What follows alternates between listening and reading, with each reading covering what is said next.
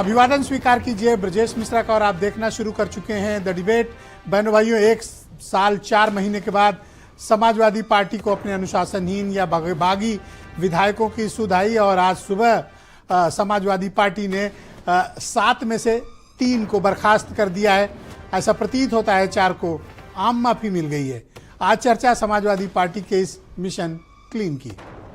बहनों भाइयों, आज सुबह समाजवादी पार्टी ने सबको चौंकाते हुए फरवरी 2024 में समाजवादी पार्टी से बगावत करने वाले 7 विधायकों में से 3 को बर्खास्त कर दिया।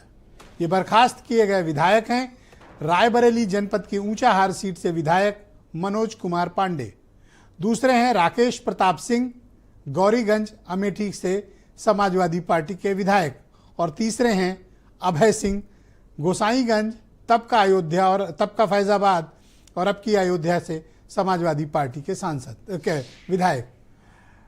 इतना वक्त क्यों लिया समाजवादी पार्टी ने अपने बागियों के खिलाफ कार्रवाई करने के लिए और इनको खुला और आज़ाद क्यों छोड़ रखा था? इसके पीछे के कारण क्या है? क्या समाजवादी पार्टी की यह मजबूरी थी या फिर कोई रणनीति? बहनों भाइयों, आप में से बहुत लोगों को याद होगा कि 2024 के प्रारंभिक वर्ष में जब फरवरी 2024 में उत्तर प्रदेश में द्विवार्षिक राज्यसभा के चुनाव हुए थे, उस वक्त समाजवादी पार्टी के 8 विधायकों पर इस बात का आरोप था कि उन्होंने भारतीय जनता पार्टी द्वारा आयोजित किए गए डिनर में हिस्सा लिया और उनमें से 7 ने भारतीय जनता पार्टी के द्वारा खड़े किए गए प्रत्याशी संजय सेठ को राज्यसभा में वोट किया।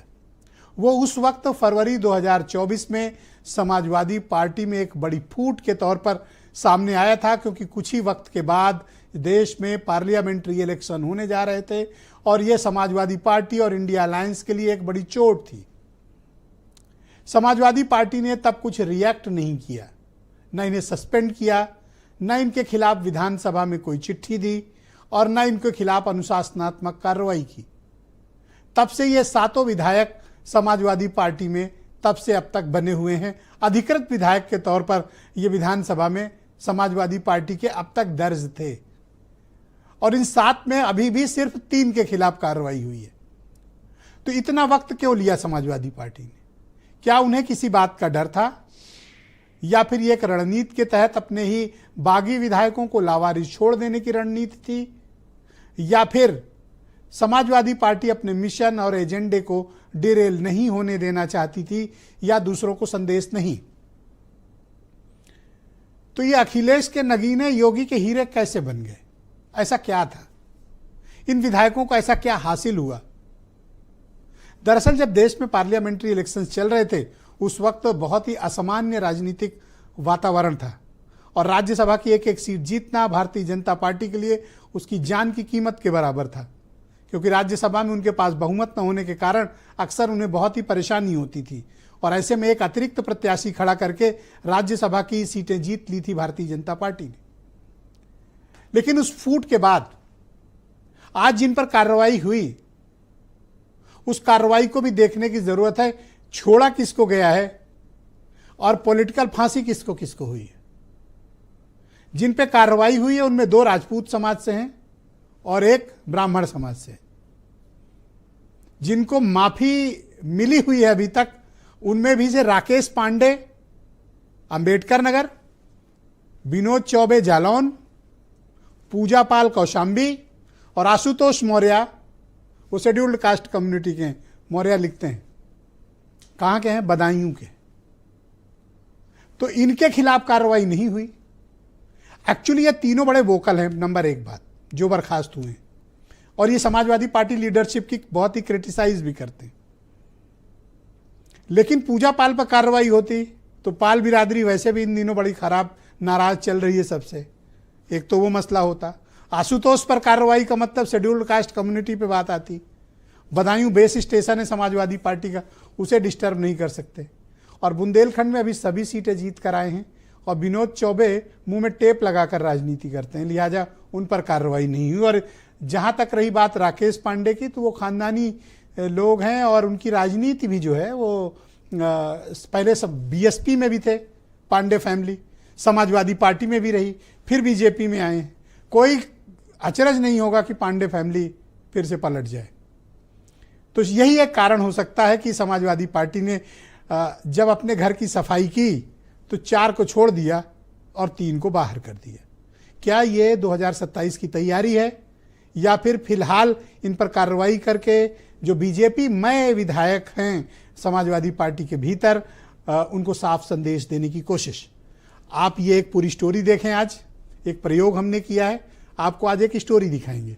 आप ये स्टोरी देखिए, उस वक्त को याद करिए, कार्रवाई क्यों नहीं हुई, क्या संभावनाएं हैं और क्या प्रेडिक्शन है हमारा, इस खबर में देखिए।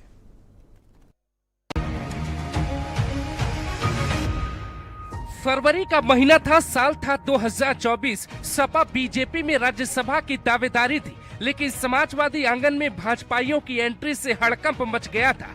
राज्यसभा चुनाव से ठीक पहले सपा बीजेपी ने अपने समर्थक विधायकों को डिनर पे बुलाया।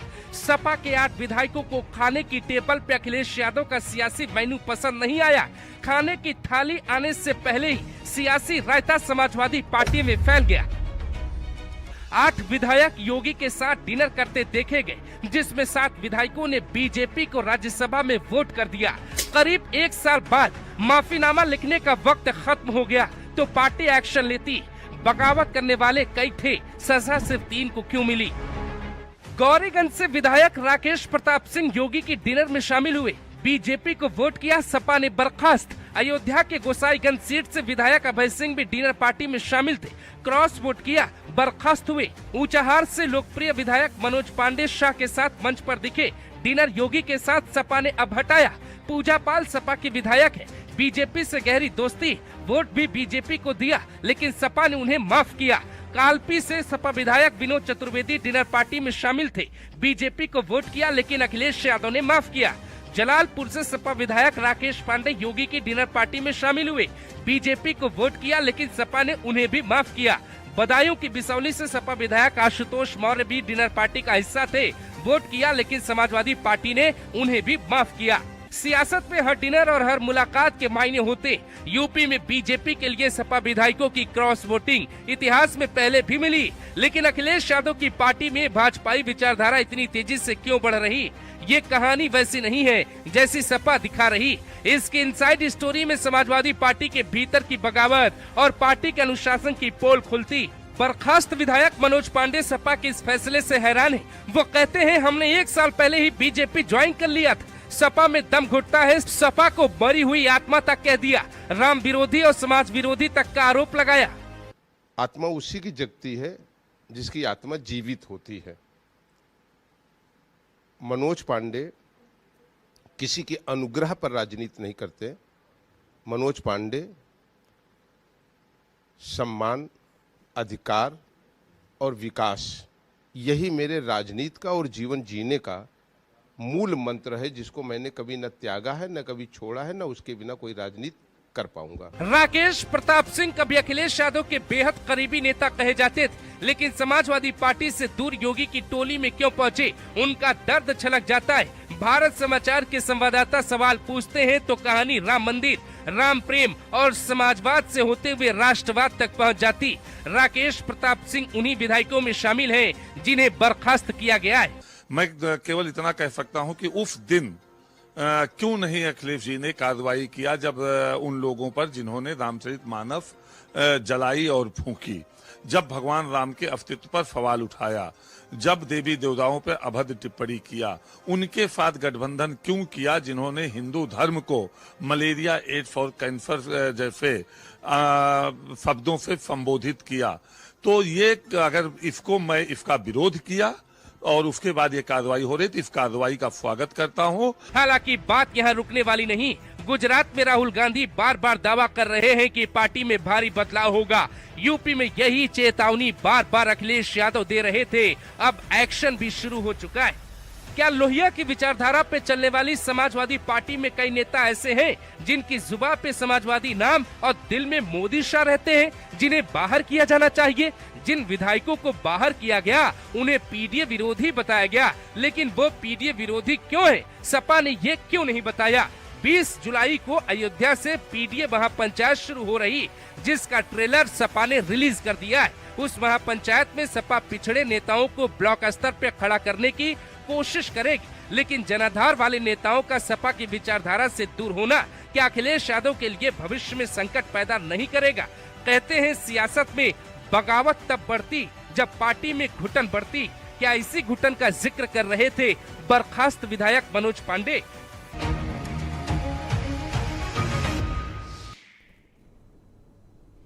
हमने डिबेट क्यों आयोजित की, इसका ग्राउंड हमने आपको बताने की इस खबर के जरिए कोशिश की है। बहनों भाइयों, पर चर्चा को आगे बढ़ाते हैं। आनंद दुबे भारतीय जनता पार्टी के प्रवक्ता हैं, सुनील साजन समाजवादी पार्टी से हैं, अरुण राजभर एसबीएसपी से हैं, प्रियंका गुप्ता कांग्रेस कमेटी की प्रवक्ता, देवकी नंदन मिश्रा जाने माने पत्रकार हमारे साथ जुड़े हुए हैं। सुनील साजन जी, कार्यक्रम की शुरुआत आपसे, इतनी देर में एक्शन क्यों हुआ और एक्शन में भेदभाव क्यों है? कुछ लोगों को सजा, कुछ को माफी,